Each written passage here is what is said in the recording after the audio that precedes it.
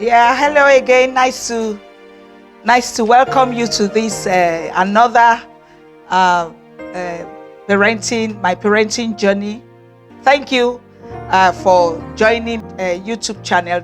Thank you so much, and I want to say hello to everyone wherever you're watching again. And last time we were talking about building emotional resilience in your parenting approach. And I promise that I'm going to tell you how you can build emotional resilience. I would like to recap. One, caring for a child with disability might be difficult to restore meaning to your life because it is very overwhelming. You experience burnt out. You experience, it's very traumatic. You are stressed. So many things. You are on an emotional roller coaster. Well, however, I have good news for you. You have the power and the ability to cope and bounce back and restore meaning to your life. Find a structure to your life and to the life of your child. So I'm going to tell you some of the things you need to do in a nutshell. So I will ask this question. How do we build emotional resilience? One, you have to reframe your mind. Two, you have to change your perspective into something positive about your child. That means you have to cultivate a positive mindset and a possibility mindset. So there's something I usually say, that if you don't have control over something, you change your perspective. And that's, you change your perspective into a positive one, because that will mean your mindset will shift from negative to positive. So changing your perspective into something positive, like I said. Changing your belief system. What are the belief systems you are holding in your mind concerning disability, or any child with disability, or anybody with disability? Find the ways to shift into more empowering inner narrative. Learn to disrupt the negative thought patterns. You have to change the old patterns must shift to a new thought pattern.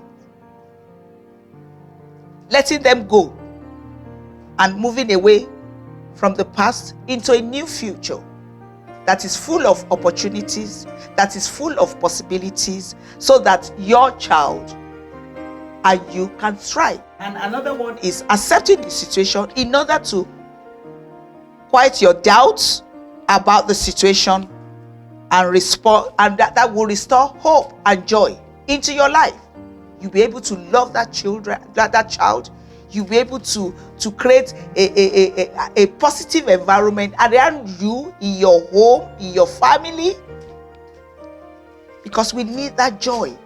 In the midst of challenges, we need to cultivate that joy. It's really important. And I'll tell you that has worked for me, because having a child was really so unexpected. Everybody wanted something that is, inverted comma, open, normal. But however, it's about living with the unexpected. And then you learn how to shift your old thoughts, your old feelings, into more positive thoughts, more positive feelings that will restore joy and hope. And then you'll be more intentional in what you want for your child. And you base everything on strength. Learn to be kind and passionate to ourselves, because when we don't shift those thoughts, then we are doing a lot of injustice to ourselves. Our well-being will be in chaos. We will not be able to find hope. We will go down spiral, which is not actually good for our overall well-being and for our child. That environment, that person will be lacking. Then when we are more kind and compassionate, then we can be able to manage our family life with more patience. Because caring for a child needs patience. And you need to cultivate that patience and your family life. And then we have to learn also to be mindful of what the triggers, the stressors, so that we can manage daily challenges. caring for a child with disability actually comes with daily challenges.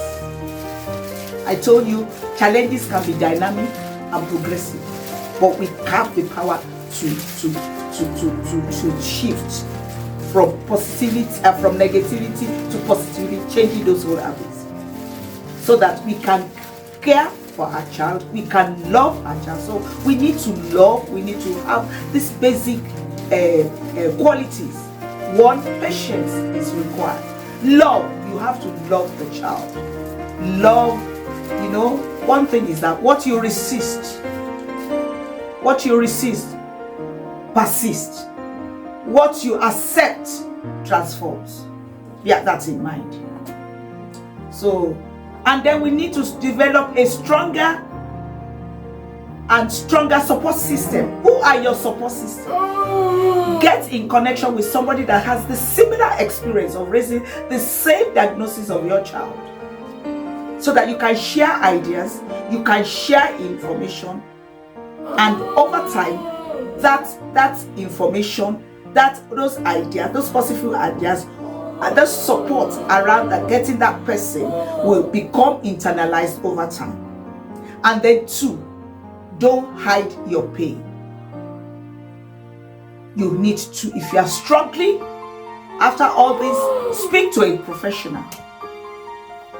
Speak to a professional who can support you, who can help you, and so that you can be able to cope. And remember one thing, you are not alone.